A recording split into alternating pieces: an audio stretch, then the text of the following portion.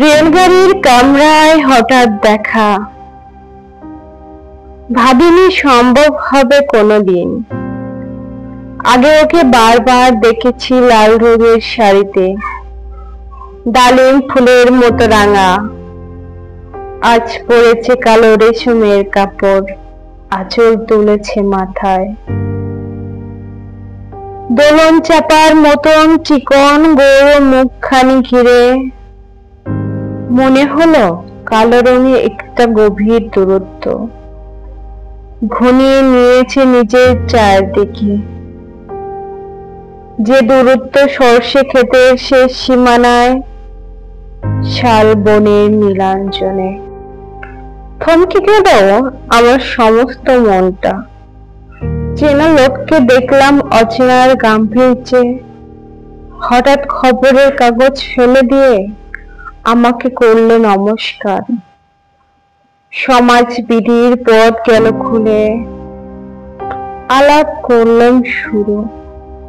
কেমন আছো, কেমন চলছে সংসার ইত্যাদি। সে রইল জানালার বাহিরের দিকে চেয়ে, যেন কাছের দিনে ছোঁয়াচ্ছে পার হওয়া যেহনিতে। দিল অত্যন্ত ছোট দুটো একটা জবাব, কোনোটা বা দিলেই না, বুঝিয়ে দিলে হাতের অস্থিরতায়। কেন এসব কথা? এর চেয়ে অনেক ভালো চুপ করে থাকা। আমি ছিলাম অন্য বেঞ্চিতে ওর সাথীদের সাথে। এক সময়ে আঙুল নেড়ে জানালে কাছে আসতে। মনে হলো কম সাহস নয়। বসলুম এক বেঞ্চিতে। গাড়ির আওয়াজের আড়ালে বললে মৃদু স্বরে, কিছু মনে করো না। সময় কোথা সময় নষ্ট করবার?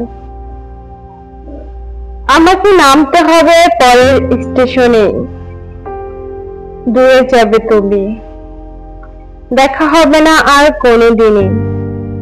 তাই যে প্রশ্নটার জবাব এতকাল থেমে আছে, শুনবো তোমার মুখে। সত্য করে বলবে তো? আমি বললাম, বলবো। বাইরের আকাশের দিকে তাকিয়ে শুধলো। আমাদের গেছে যেদিন, একেবারেই কি গেছে? কিছুই কি নেই বাকি? একটুকু রইলাম চুপ করে, তারপর বললাম, রাতের সব তারাই আছে দিনের আলোর গভীরে। খটকা লাগলো, কি জানি বানিয়ে বললাম না তো কি? ও বললে, থাক এখন যাও ওদিকে। সবাই নেমে গেল পরের স্টেশনে। আমি চললাম একা।